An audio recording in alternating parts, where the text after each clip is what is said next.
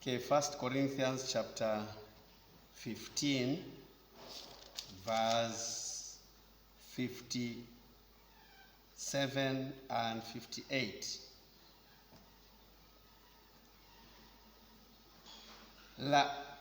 Nasoma Wakorintho wa kwanza sura ya 15 kuanzia mstari wa 57 na 58. Lakini Mungu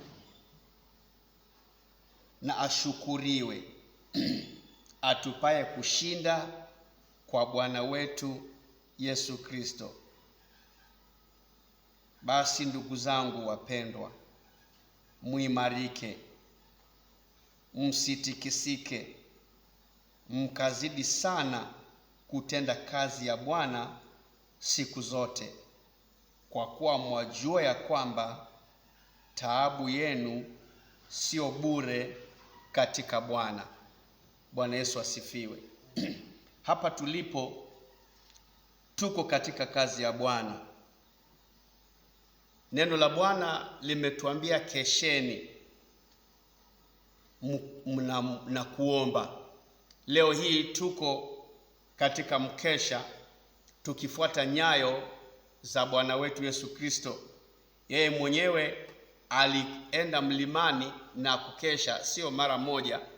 Alikuwa na desturi hiyo kwa sababu alimuhitaji Mungu.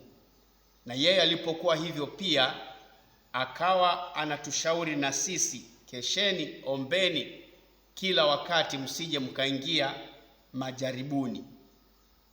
Kwa hiyo kuomba kunamsaidia mteule wa Bwana asiingie majaribuni.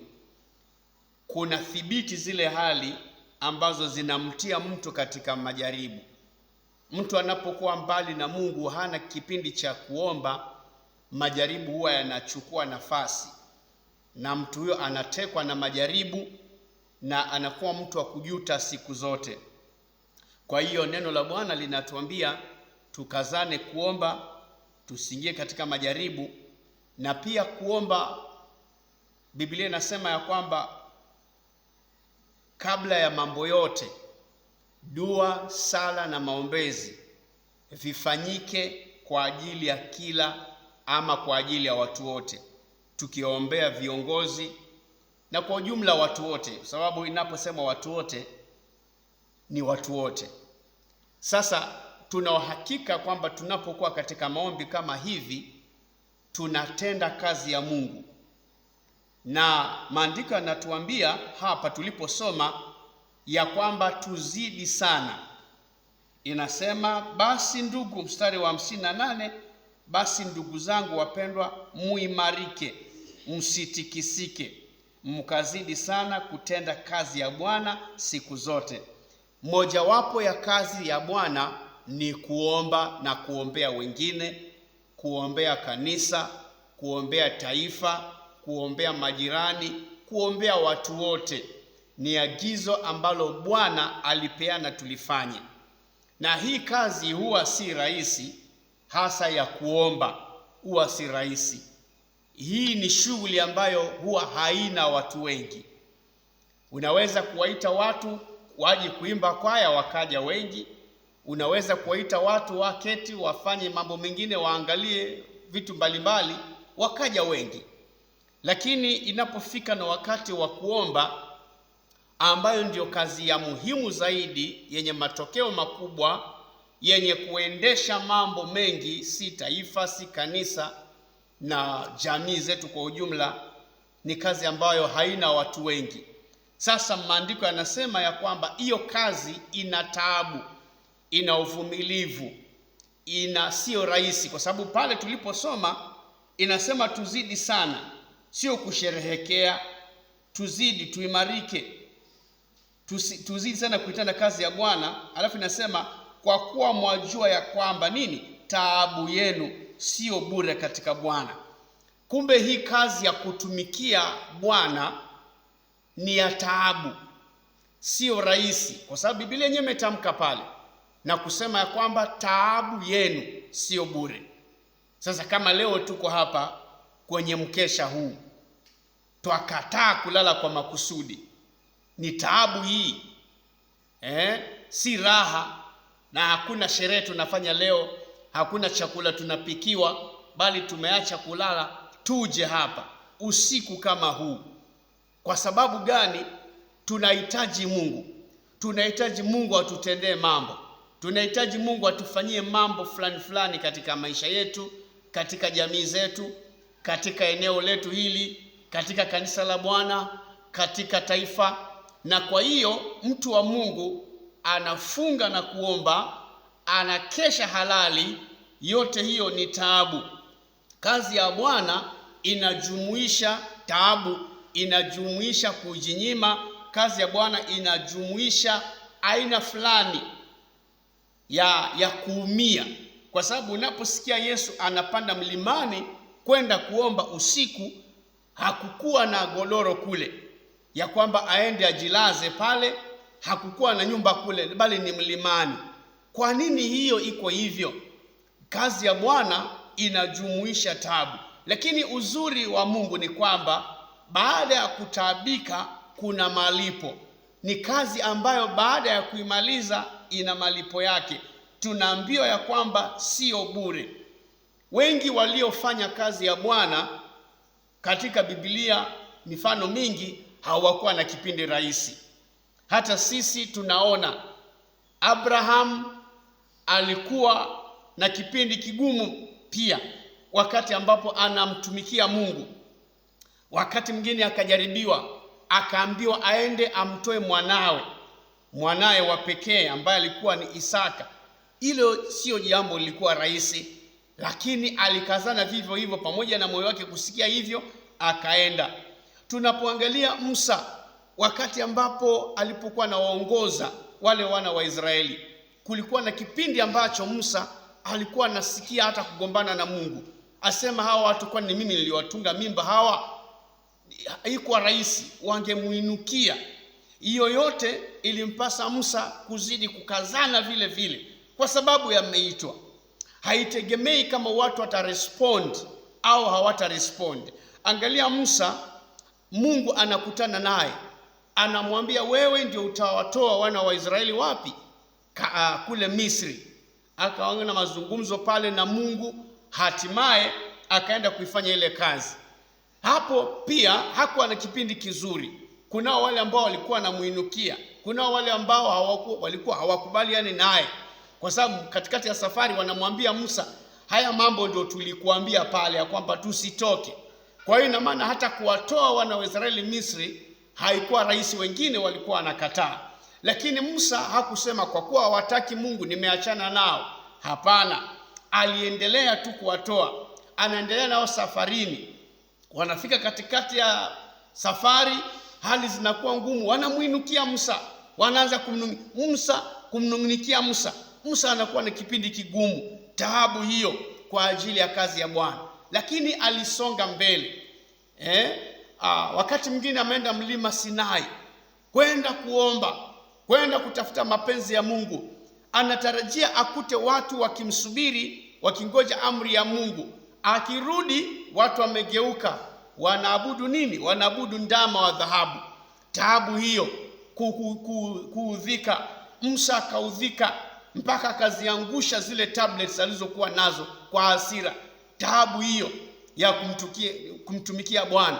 Na tena baada ya kuziangusha hivyo, akarudi mlimani tena kwenda kupokea zingine. Wakati ambapo umeitiwa kazi ya Mungu, ina taabu yake, iko hivyo. Na sasa hatuwezi kuuliza kwa nini Mungu kaiumba namna hiyo, kwa nini unaifanya hivyo. Kile tunaambiwa ni kimoja, ya kwamba mkazane wapendwa. Lakini Mungu tunaambiwa basi ndugu zangu wapendwa, muimarike. Kuimarika yani ni kusimama imara, uimarike. Kuna mambo ambayo yanaweza kukuvunja moyo, kuna mambo ambayo yanakaa kama kusukasuka.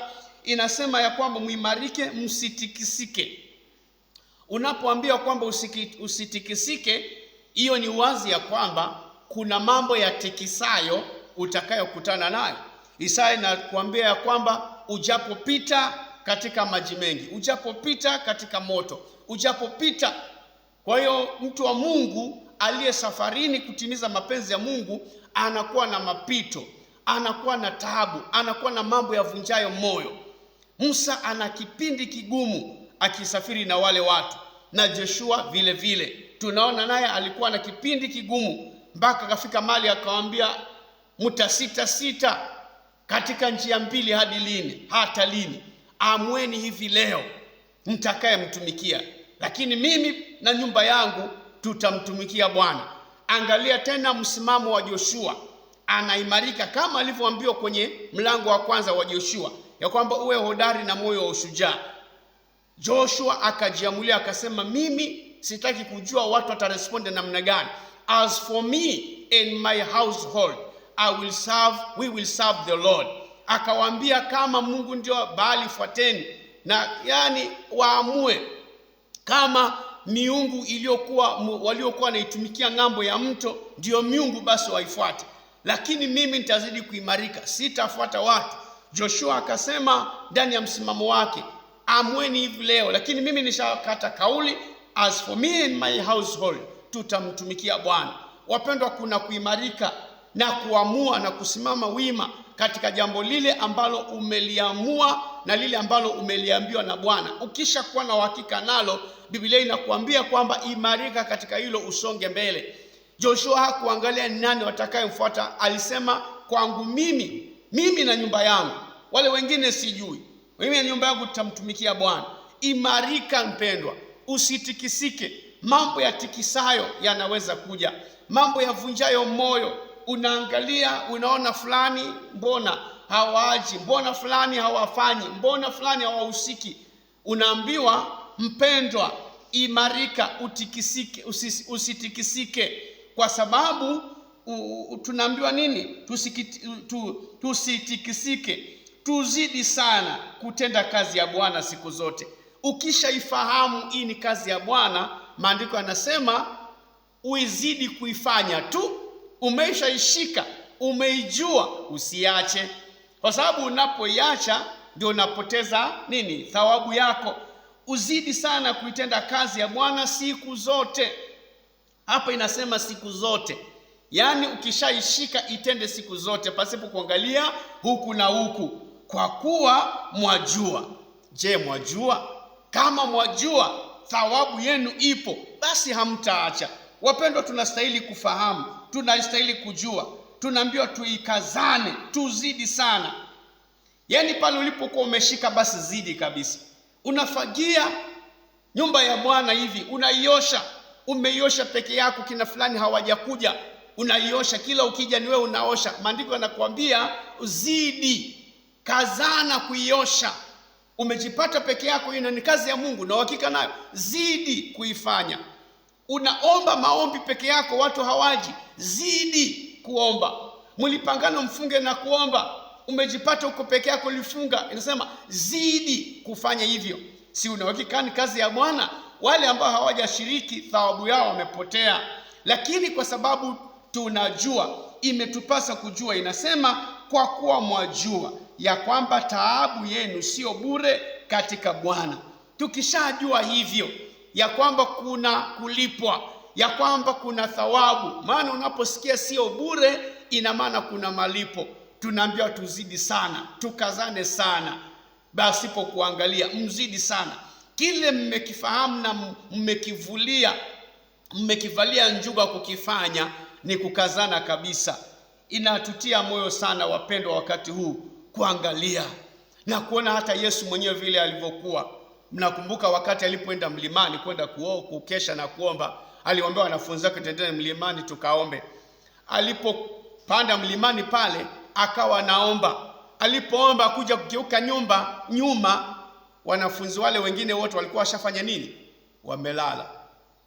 Lakini sasa hakusema kama kazi ni hii, naomba peke yangu, basi naachana na lile kusudio langu. Hapana. Kesho na kesho tena aliendelea kwenda. Aliwaambia, hamkuweza kukesha nami hata lisali moja, nyinyi mmeshalala. Haya, yeye aliendelea. Inafika wakati, mtoto wa Mungu, unashika msimamo wako kibinafsi.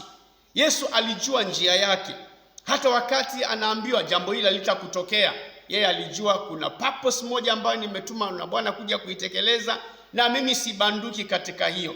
Nimeshajua mapenzi ya Mungu ni haya, mapenzi ya Baba ni haya. Amenituma nije kuokoa ulimwengu. Haitajalisha watu wananivunja moyo, wataniambia nini, watanicheka, watanitemea mate. Nilituma kwa ajili ya jambo moja, na mimi kulitekeleza nitalitekeleza, kwa sababu alijua iko thawabu. Na tunaona ameketishwa mkono wa kuume wa Mungu Baba, analo jina linalopita majina yote. Leo ndiye mkuu, ana jina lililo kuu, jina ambalo ni ngome imara. Wenye haki wanalikimbilia wanakuwa salama. Huyu Yesu haikuwa bure kuteseka kule. Leo hii hakuna aliye mkuu kama Yesu. Ukitaka kuwa mkuu, shuka zaidi. Alishuka chini, alinyenyekea, naam, hata kwa mauti. Alishuka kabisa mpaka vilindi kule vya kuzimu. Na ili kwamba baada ya pale apate kuinuka zaidi ya wengine wote. Kwa hiyo, kwa sababu siri moja aliyokuwa nayo, alizidi sana. Shughuli zinakuwepo zenye kukatisha tamaa, watu wanakuwepo wenye kukatisha tamaa. Unaona ni kana kwamba hakuna kitu kinafanyika.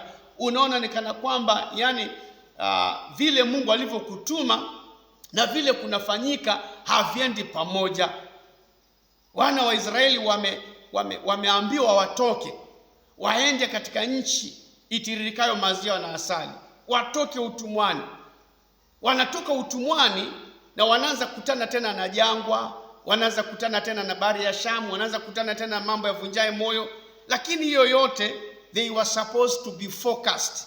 It doesn't matter what they will encounter on their way, but they ought to focus. Na sisi Mungu anatutia moyo siku ya leo. Wapendwa, kile mmetia mkono wenu kufanya kina thawabu. Wapendwa, kile umefunguka moyo wako kufanya, kifanya kabisa, kwa sababu kina thawabu. Biblia inasema kwamba naye Sulemani akaikamilisha kazi ile akakamilisha yale yote yaliyomwingia moyoni kufanya kwa ajili ya Bwana. Maana alijenga nyumba ya Bwana na pia akajenga nyumba yake. Ndani ya moyo wake kulikuwa kumewekwa jambo ndani ya moyo wake, that I have to build this temple of the Lord. Of course baba yake Daudi alikuwa amekatazwa kwa sababu mikono yake ilikuwa ina damu. Akaambiwa hutanijengea hekalu, lakini mwanao atokaye kwenye viuno vyako atanijengea. Ndiye Sulemani. Akatoka akiwa na mzigo kwa ajili ya kujenga nyumba ya Bwana, na akaijenga kwa umakini sana, kwa sababu ni kitu kiko ndani, amehakikishwa ndani ya moyo wake. He was so convinced that this is the will of God. The Bible says in Romans chapter 12 verse 2 that we should not be conformed to the standards of this world, but we should be transformed. We should be renewed katika maisha yetu, tupate kugeuzwa nia zetu, tupate kujua hakika ni nini mapenzi ya Bwana. Mteule wa Bwana ajue mapenzi ya Mungu ni nini, ni kuhudumia wengine. Yesu alipokuwa amemaliza huduma yake, anajiandaa kwenda mbinguni, aliwaosha wanafunzi wake miguu, akawafundisha. Wakati wanafunzi walipoulizana, sasa Baba, unapokwenda, okay, tunajua wewe ndio umekuwa kiongozi wetu na wewe unaondoka, nani sasa atakaye kuwa mkubwa? Watu wanaanza ni kama kuanza kugombea nafasi ya uongozi. Kwa sababu sasa ni kama aliyekuwa alikuwa anatuongoza anastaafu. Sasa wanajua hii nafasi ni ya kuchukuliwa. Ni nani atakaye kuwa mkubwa? Na pale Yesu akaonyesha mfano, akamwambia sasa huo ukubwa unaozungumzia ni wa kutumika. Ndipo akachukua tauli na maji, akaanza kuwaosha miguu, akawaonyesha jinsi ya kufanya. Mapenzi ya Mungu ni haya: mtumike kwa ajili ya wengine, mtumike. Panga viti, pangusia wenzako viti, oshea watu, safisha, fagia, fanye nini, na ukazane katika hiyo. Wala usinungunike, kwa sababu najua ya kwamba thawabu yenu ipo. Kwa nini maandiko yanasema kwa kuwa mwajua?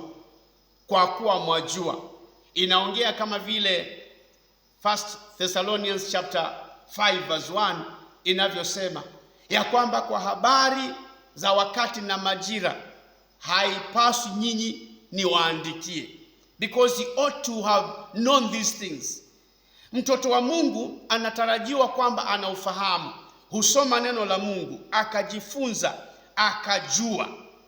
Kwa hiyo ndio unaona Wakorintho wanazungumziwa, wanaambiwa mkazane hivi kwa sababu mwajua ya kwamba taabu yenu si bure. Mnatarajiwa kwamba mmejifunza ya kwamba kazi ya Bwana inapofanywa huaga si bure. Wala tusikae kama wale mataifa wenye kejeli zao, wenye mokari, wenye mizaha, wanaosema usinifanyishe kazi ya kanisa. Mteule wa Mungu yeye ana picha tofauti. Anajua si kazi ya kanisa, ni kazi ya Mungu, na huyu Mungu huwa anawapatia thawabu. Biblia inasema ya kwamba pasipo imani ama hakuna mtu anaweza kumpendeza Mungu, na kila amwendeaye Mungu lazima aamini ya kwamba yeye yupo na huwapa thawabu wale wamtafutao kwa bidii. Yani that is the nature of our God. We ought to know that is how he is. That whatever we do in his name, whatever we do to his glory has a reward. We ought to know that. And that is why this book of Corinthians, Paul talks here and says ya kwamba because you know, kwa sababu mnajua. I'm not giving you this information today, but you know. Muda wote mnaokaa ndani ya Kristo mnapaswa kuwa mnajua ya kwamba kila mnachokifanya sio bure. Kwa hivyo hapa tunaambiwa uzidi sana. Tumekuja hapa, tunaweza kwa idadi yetu sio vile watu wangetarajia, au sio vile wengi wetu hapa tungetarajia, lakini unaweza kuangalia uone fulani hayuko, fulani nilitarajia awe, kiongozi fulani hayuko. Je, uache? Hapana, hautaacha. Niliwaambia kuna wakati mwingine hata mtu aliyekuombea sala ya toba aliacha uokovu. Yeye alianguka. Je, uanguke kama wao? Hapana. Umeshashika mapenzi ya Mungu, shika njia mwenyewe kibinafsi. Zidi sana kushika. Zidi sana kushika hata zaidi ya mwalimu wako. Zidi sana kushika. Kazana zaidi. There is no limit. Hautaambiwa kwamba usimpite pastor wako, usimpite mwalimu wako. Hapana, kazana sana. Growth ni bidii ya mtu. Unapozidi kumtafuta Bwana, you really grow. Unapozidi kusoma neno la Mungu na kuomba, you really grow. Unazidi sana kuingia, unaingiza mizizi sana. Biblia inasema ya kwamba sisi tumefananishwa na mti uliopandwa kando ya vijito vya maji, uenezayo mizizi yake kwenye hayo maji. Kuna hali ya mtu kuamua, mimi naeneza mizizi. Nimeshajua ya kwamba direction ya maji ni huku, naeneza mizizi. Kwa sababu tena maandiko yanazungumza na kusema ya kwamba kuna matumaini katika mti uliokatwa, kwamba hata mizizi yake ijapokaa kana kwamba imekufa, lakini kwa harufu ya maji huu mti utaweza kuchipuka tena, na machipukizi yake hayatakoma. Kwa harufu ya maji huu mti unaweza kusense maji. Kumbe mti huo unanukiwa. Unapojua kuna maji upande fulani, unaeneza mizizi yake mpaka unafikia maji. Na sisi tunajua kwamba nikivuta mizizi yangu kwenda upande huu, kuna kitu nitapata. Nikivuta mizizi yangu kwenda kwa vijito vya maji, nitanawiri, kwa sababu mti huu umeambia ya kwamba jani lake halitanyauka, wala hautaona taabu wakati wa uchache wa mvua, hautahangaika wakati wa hari. Utazaa matunda kwa wakati wake. Kwa hiyo unaona kwamba nikieneza mizizi, faida nitakayopata sio bure, nitazaa matunda, nitapata kuzaa matunda. Wapendwa, usiku wa leo tunatiwa moyo katika Bwana ya kwamba hiki tulichokishika, mtoto mdogo kama wewe, hiki ulichokishika, ya kwamba unaamua wazazi waendapo kesha huachi nyuma, umeshaishika njia ya Bwana, zidi kuipenda. Mariamu na Martha walikuwa wametembelewa na Yesu. Yesu alipowatembelea pale, Biblia inasema Mariamu yeye alikaa miguuni kwa Yesu. Martha yeye alikuwa anafanya kazi zingine kule pengine akitayarisha kitu ambacho atakayopelekea Yesu. Alafu Martha kule akawa anamwambia Yesu, mwambie huyo Mariamu aje kunisaidia kazi huku.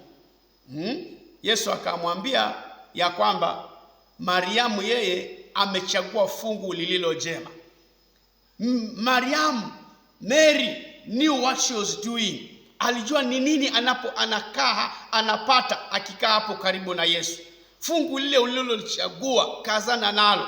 Na watuambiwa katika Biblia ya kwamba Martha alipolalamika vile, kweli Yesu alimwambia nyanyuka kamsaidie mwenzako. Au Mariamu alishtuka na kukimbia kwenda jikoni, alitulia pale pale.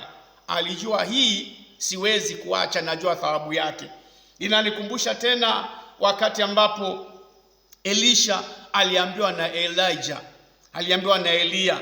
Wakati Elisha alipomwambia ningependa upako huu wako maradufu, Elia akamwambia umeomba jambo gumu, lakini ukiniona nikiondoka utapata. Elisha akajua nami niko na wewe. Akawa anamwandama kila wakati, anamwandama kila mahali.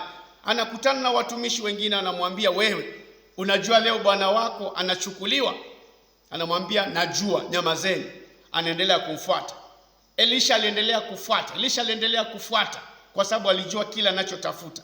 Na kweli alipoendelea kumfuata mpaka mwisho, Elia anapochukuliwa na gari la moto, Elia akamwangushia lile joho, Elisha akachukua, ikawa ameshapata the double anointing ambayo alikuwa akitaka. Alipokuwa anarudi Elisha akakutana na ile Jordani walioivuka wakija, akapiga ile Jordani na ile joho, mara moja maji akagawanyika. Akasema wow, it is working. Akajua nimeshaipata. Alijua ya kwamba nimeambiwa nimkimwona akiondoka nitapata. So he had to focus. Ilibidi aweke macho yake kwa huyu. Akiangalia kando anaweza kupata huyu bwana amenyakuliwa. Kwa hivyo akashika. Akajua kwamba nimeshachagua fungu langu, hakuna wa kuniondoa. Nyinyi mnaniuliza maswali, nyamazeni. Ninajua, nyamazeni. Don't distract me. Usiache mtu wa kudistract katika utoaji wako, katika kufunga na kuomba kwako na kuombea kanisa, katika kukesha kwako. Usiache mtu akuvunje moyo, akwambie we naye uchoki. Don't let anybody distract you, kwa sababu umeshachagua fungu na thawabu yako yuko karibu. Umekesha siku ngapi sasa? Ukizikesha hizo Ijumaa, thawabu yako inaendelea kuandaa. Kumbe thawabu yangu inaendelea kuandalika. Nizidi sana. Nikikata tamaa, basi ile thawabu sijui nimemwachia nani, kwa sababu ni sawa na kupiga foleni ukikaribia, alafu wakati umekaribia ukaondoka na sahani yako imesaviwa, inaulizwa hii sasa ni nani? Mwenyewe ni nani? Mwenyewe amefika lakini akaondoka. Sasa itapewa nani? Umekaa kwa muda mrefu lakini ukakata tamaa. Biblia inatuambia hauangalii huku na huku. Lakini elewa, maadamu unajua ya kwamba haya ni mapenzi ya Mungu, basi zidi sana. Inanisaidia sana, inaitia nguvu. Inasema basi ndugu zangu wapendwa, muimarike. Tuzidi kuimarika tu, tusitikisike. Tukazidi sana kutenda kazi ya Bwana siku zote. Tuzidi sana kuitenda, huku tukiombea wengine nao wajue hii siri. Kwa kuwa twajua kwamba taabu yetu sio bure. Kumbe Mungu anajua ni taabu tunataabika. Kumbe Mungu anajua tunataabika. Kumbe Mungu anahesabu. Kumbe God is taking into account. Huyu alifunga siku hizi, huyu alikesha siku hizi, hakulala. Zote zinakuwa recorded. Thawabu iko. Wengine wakati wamelala katika blanketi zao zenye joto, wewe uko hapa. Anaelewa, anajua hii sio bure, mwanangu atapata thawabu. Kwa hivyo mwana huyo anaambiwa usije ukafanya blanda ya kuacha. Zidi sana, kwa sababu ya moja tu, kwa maana, kwa kuwa sababu ni hiyo, kwa kuwa mwajua ya kwamba hii taabu yetu sio ya bure. Tuzidi sana wateule wa Bwana, tuzidi sana. Usiku wa leo Roho Mtakatifu ninamuomba ya kwamba atupe nguvu, because si kwa uwezo wala kwa nguvu, lakini ni kwa Roho wa Bwana. Ndio tuweze kuzidi kusonga tuzikiwa imarika, ndio tuweze kuimarika bila kutikisika. The Holy Spirit is of essence ya kwamba aweze kuwa nasa, tutie nguvu. Yeye ndo atupatiaye kutenda na kupenda. Yeye ndo atupatiaye kutenda na kupenda. Tunaweza mambo yote tukitiwa nguvu na yeye. Nanyi mtapokea nguvu atakapokuja juu yenu Roho Mtakatifu. The power that we need. Tukijiona hapa tumekuja, there's a power driving, there's a driving force behind us. Ndani ya roho zenu, ndani ya moyo wako kitabu cha Ezra kinasema walioinuka kwenda kujenga nyumba ya Bwana ni as many as roho zao zilikuwa zimeinuliwa na Bwana. Kwa hiyo sio wote, kuna wengine roho zao hazikuinuliwa. So you coming here tonight to spend an overnight here before God, the Holy Spirit must have worked something in your heart kukuleta ufike. Una makusudi, ni neema hii. Mteule, ni neema hii. Sio wote wanaojisikia kama wewe uje. Roho Mtakatifu ambaye ni roho wa neema amekupa wewe neema, unajisikia uje na utaki kukosa. Unaambiwa kitu kimoja, umeshakamata kazi ya Mungu mtoto. Umeshakamata kazi ya Mungu, sasa zidi sana kuifanya. Kwa sababu vile umeanza tu tayari kuifanya, tayari thawabu yako ilianza kujitengeneza. Haleluya. Pale ulipoanza tu kuifanya, tayari thawabu imeanza kujitengeneza. Imeanza kujitengeneza. Ni kama ng'ombe anapokuwa mjamzito au binadamu tu, pale tayari mwili unaanza kujitengeneza na maziwa yanaanza kujitengeneza, kwa sababu mtoto anakuja, ili atakapotoka tu atanyonya. Tale tukianza kuitekeleza kazi ya Mungu tu, tayari katika ulimwengu wa thawabu yako imeanza. Sasa ukikata tu, nayo inasimamia pale pale, unakuwa unaipoteza. Tunatiwa moyo katika safari. Yesu hakusema napanda mlimani na watu wengine waombi, hata siombi tena sasa naacha. Hapana, alisonga mbele.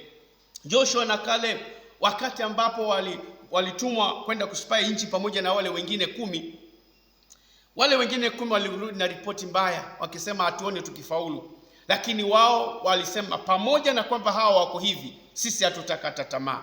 Hata walipokaa watu wanataka kuwapiga mawe, bado walidumu, wasema no, we have to clinch that which God has kept before us. Nazidi kuchuchumilia. Paulo anasema sijafika bado. Hata kama nasifiwa, nimeitwa mtume, nafanya miujiza, nafanya mambo mengi, lakini hiyo hainikatishi tamaa, ni relax. Sometimes one may relax kwa sababu naona ni kama ushafaulu. Ni kama mtoto katika masomo, ameona ameongoza leo, akaongoza kesho, akaongoza tamu nyingine, basi ana relax sasa. Ana relax sasa, mimi si number 1. Mimi ndio ninaongoza tu. Kwa hivyo anaacha kutia bidii katika masomo. Ndio pale anaposhangazwa na wenzake wanaokazana kumpita, wanakuta wamempita kwa sababu amerelax. Zidi sana. Ukishaishika njia, zidi sana. Ukijiona unaongoza, zidi sana. Mpaka ushike utepe. Katika mbio ndefu zile, kazana. Usije ukarudi nyuma ukasema acha nifanye timing. Utafanya timing, kuna watu watakupita na huwezi kuwapita tena. Wakati utasema acha nikazani niwapite, umesha nguvu, huwezi kuwapita sasa. Na haya tayari wenzako wanafika kwenye utepe, wameshinda. Tunatiwa moyo. Kumbe kuna thawabu. Kumbe kuna hivi kulivyo, kumbe kuna thawabu. Watu wanataka kuwapiga mawe Joshua na Caleb, lakini nasema hata mkitoa habari za aina hiyo na vitisho vyenu, Kanaani lazima tuingie. It was not easy, but they were determined. A Christian ought to be determined in their journey. Christians ought to be determined in their journey. That is the nature of our journey. The Lord Jesus Christ himself showed it. How difficult, how challenging, how frustrating the journey may be. Lakini uzuri uliopo, the Holy Spirit is ever together with us to strengthen us. Just look at the journey of Joseph katika safari yake kuelekea kwenye ukuu vile alivyokuwa. It was not that interesting. Lakini kitu kimoja, and the Lord was together with Joseph. Mwisho akapata thawabu aliyoitumikia. Kuna hali zivunjazo moyo. Kuna hali zikaa kama kwamba nimetupwa. Ni vile hatujaelezewa how Joseph was feeling in the inside. Usicheze na kukataliwa, unatupwa kutoka kwenu. Yani hivi umezaliwa na ndugu zako kwenu vizuri tu, na unahakika wewe ni babako, mko hapo. Alafu ndugu zako wanaamua kukutendea unyama ule.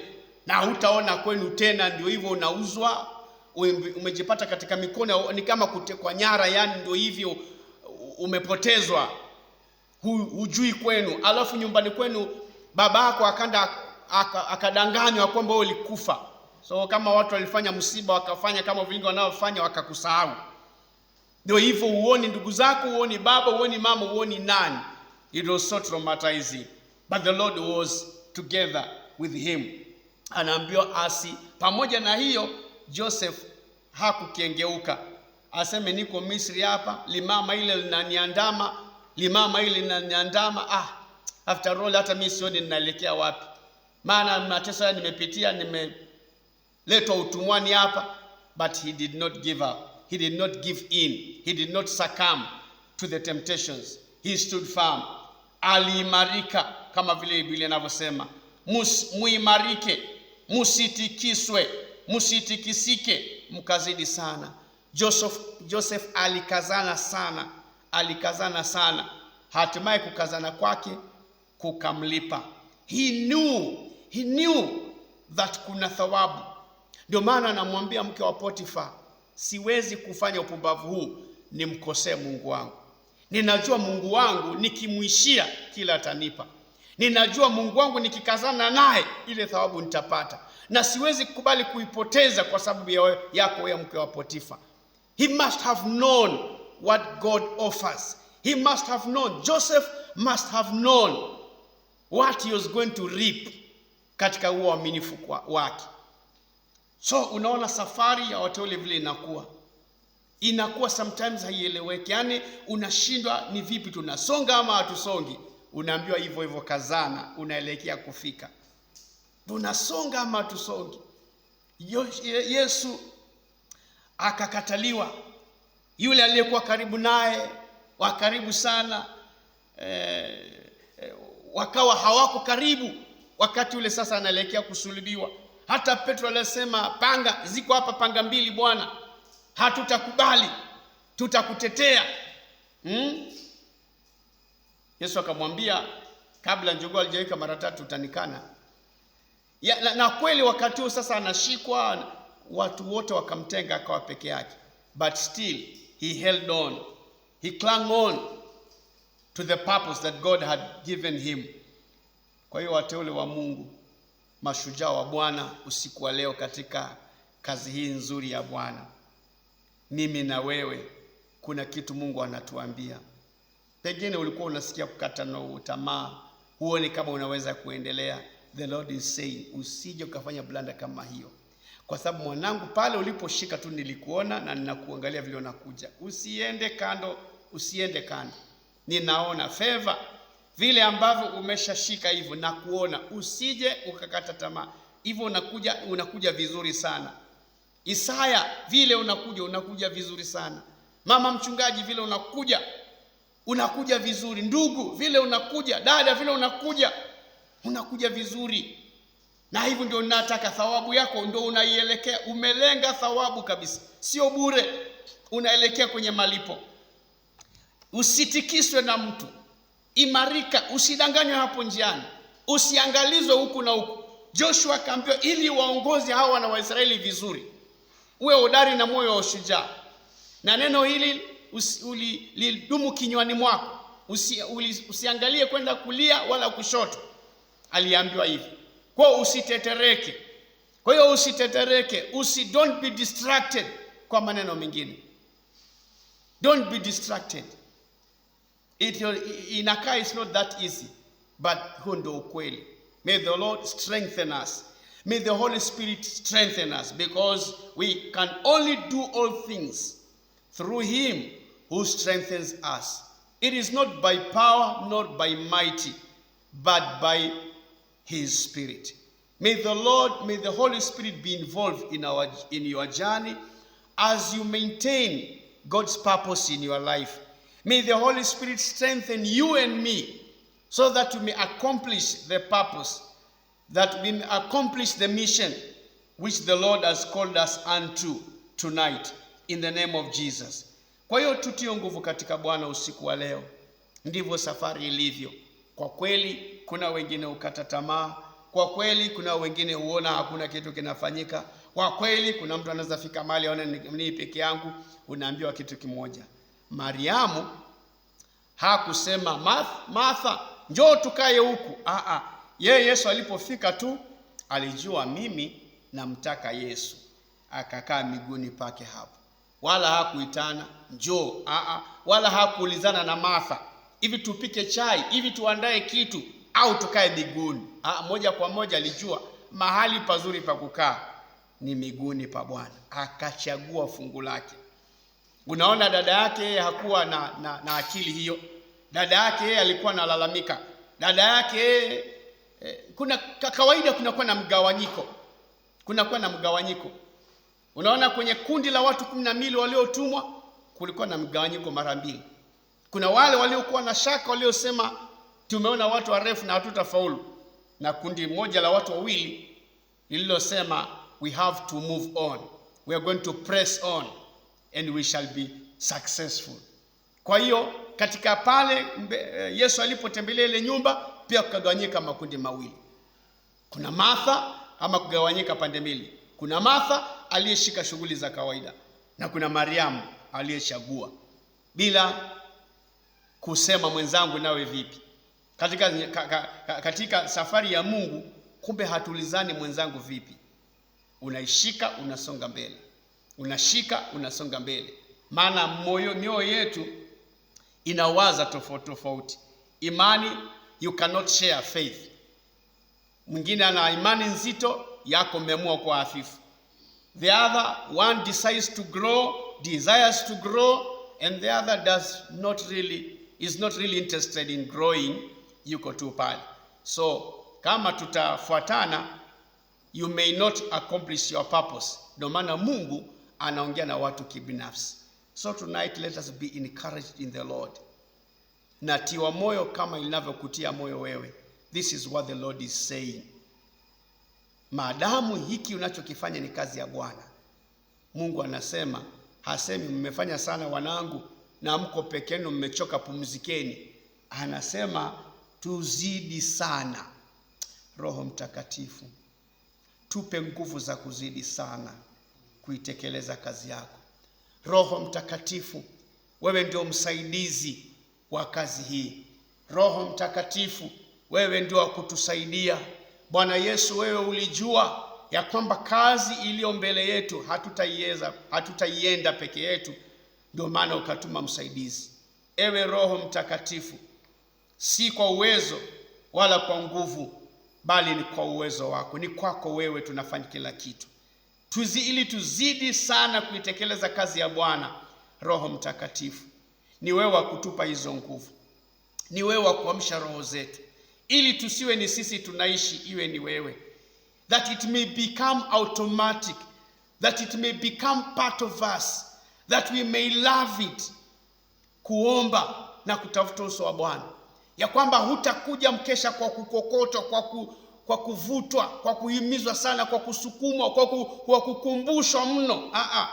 It becomes that it may become part of you, that the Holy Spirit may work on you, kiasi cha kwamba umeiva, you become part of it. Unasikia tu kama Daudi alivyosema, na alifurahi waliponiambia twende nyumbani kwa Bwana.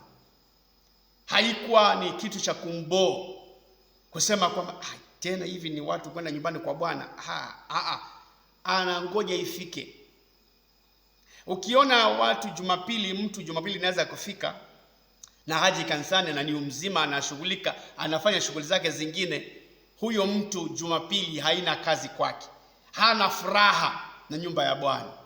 Lakini kuna mtu siku za ibada unatamani itafike lini twende kwa ibada. It is so much in them.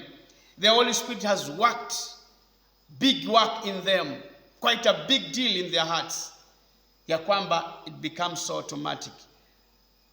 Like last time tulipokuwa tunaona tukiona jinsi Mungu alivyokuwa anasema atatuumbia, atatubadilishia mioyo na kutuondolea moyo ule wa jiwe na kutupa moyo wa nyama.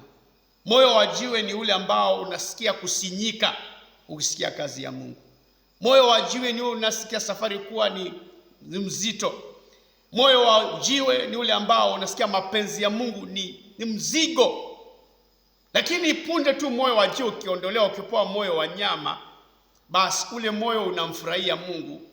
You are given a new heart that is so connected, that really works with the network of God. Umepewa line nyingine ambayo inakubaliana na mawimbi ya Mungu. It becomes so automatic. Once it's in you, minara inajaa yote. Vile wanaita vijiti vyote vinajaa. So connected. It is your joy. It is your joy. It is your joy. Kumtumikia Mungu. Tumeambiwa hilo na tushike. Usiku wa leo tunapoendelea katika maombi, tumeambiwa kama ulikuwa unaomba kiafifu hafifu, hata unalala wakati mwingine, hata unasilelemewa, kazana sasa. Umeambiwa kitu kimoja. Basi ndugu zangu wapendwa, tuimarike katika hili, msitikisike, mkazidi sana kutenda kazi ya Bwana siku zote. Tukazidi sana. Mungu atutie nguvu ya kuzidi sana. Kama tulikuwa tunafanya kidogo, naomba Mungu anitie nguvu kuzidi sana. Wakati huu ni vyema uongee na Roho Mtakatifu. Haya maagizo ambayo yanapeanwa hapa hayafanywi kwa akili, yanafanywa kwa uwezo wa Mungu. Na ukiifanya kwa akili itakushinda muda usio mrefu. Ndio sababu watu wanaweza kuja mkesha wengi siku za kwanza, lakini baada ya muda inakuwa inapoa, wanabaki wachache wale wameamua kuendelea na safari. Tumesema walitumwa 12, lakini 10 walirudi na ripoti mbaya. 2 walisema we will make it. Wale watu ni chakula kwetu. We need that kind of a heart that clings on to the promises of God, that knows what God said. God said that when we keep on working in his farm, indeed tutapata thawabu. Of course, unajua kuna farm ya Mungu, anasema mavuno yako tayari ni mengi, lakini watendakazi ni wachache. Of course, mavuno yanahusiana na shamba, kwa kuna shamba la Bwana. Kila mmoja anajua kwamba nikikazana katika hili shamba, mwisho wa siku nina mavuno nitakayopata. Kuna thawabu. Sio bure. Sio bure. Mungu atutie nguvu tusichoke. Sio bure. Mungu atutie nguvu tusichoke katika matendo makuu ya Bwana. Of course, this work of praying ni Mungu aliagiza, na tuna uhakika ya kwamba ni mapenzi yake tuitende. Unapoenda mbele za Bwana, talk to the Holy Spirit. Tell the Holy Spirit, thank you for speaking to me. Mwambie Roho Mtakatifu, nimesikia na mimi moyo wangu uko tayari kufanya hiyo kazi, lakini mimi ni binadamu, ninaohitaji uwezesho. Be frank to the Holy Spirit. Be frank to the Spirit of God. Tell him, yes, you came, you are left, you came so that you may help me. You are my helper. I needed help, that is why you came. Were it not that I needed this help, then there was no need for you coming. But since we needed this help of God, that is why the Spirit of God had to come. Nitawatumia msaidizi. I will send you the helper. He is the one to encourage us. He's the one to keep us going. He's the one to keep us moving. He's the one to strengthen us. Ndio maana tunaambiwa si kwa akili ya mtu, si kwa intelligence ya mtu, sio kwa human intellect, sio kwa masisitizo ya lugha nzuri na maneno matamu ya kwamba kazi itafanyika. Ya Mungu, ya Mungu, inafanyika kwa Roho Mtakatifu. Mpaka Roho Mtakatifu aingie ndani ya mioyo ya watu, awape kupenda na kutenda. No wonder kazi inaweza kuwa wazi, lakini watu hawaitendi, kwa sababu ndani ya roho zao hawajawezeshwa kufanya hilo. Lakini tunamwomba Roho Mtakatifu tuwe miongoni mwa waliobarikiwa, walioneemeshwa, ili mikesha kama hii, maombi haya yawe matamu kwetu. It may become part of us. We are so much into it. We love it. it's the work of the Holy Spirit to make us love the work of God. So this moment tuwe na muda mzuri tu, twende mbele za Bwana kwa kuomba.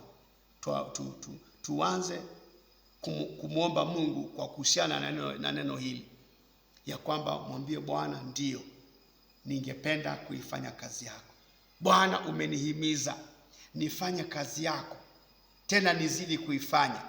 Bwana unisaidie, kwa sababu sio rahisi. Bwana unisaidie nizidi kuifanya. Wengine wamekata tamaa, na sisi tumeambiwa tusikate tamaa. Ziko hali zikatishazo tamaa, ziko hali zinazotikisa mtu. Bwana unisaidie hata nikitikiswa nisitikisike, niwe kama ile nyumba ambayo ilijengwa kwenye mwamba, ambayo Biblia inasema mvua ilinyesha, mafuriko yakaja, dhoruba ikapiga, lakini ile nyumba ilisimama. Yalikuja, lakini ile nyumba ilisimama.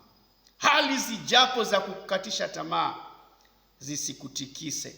Tumeambiwa tuimarike na tuzidi sana kuifanya kazi ya Bwana. Twende mbele za Bwana, tuongee na Mungu atupe uwezo huo, ili tuzidi kukesha na kukesha na kukesha, na izidi kuwa tamu zaidi, kwa sababu yuko Roho ndani yetu atupaye kupenda na kutenda, ili mwisho wa siku tunafanya sio kwa kusukumwa, bali kwa kupenda. We love that meeting. We know how having conversation with God sounds, how it feels, so that tunakuja wenyewe kwa jina la Bwana. Tuongee na Mungu kwa jina la Yesu. Asante mtakatifu, tunakushukuru Mungu.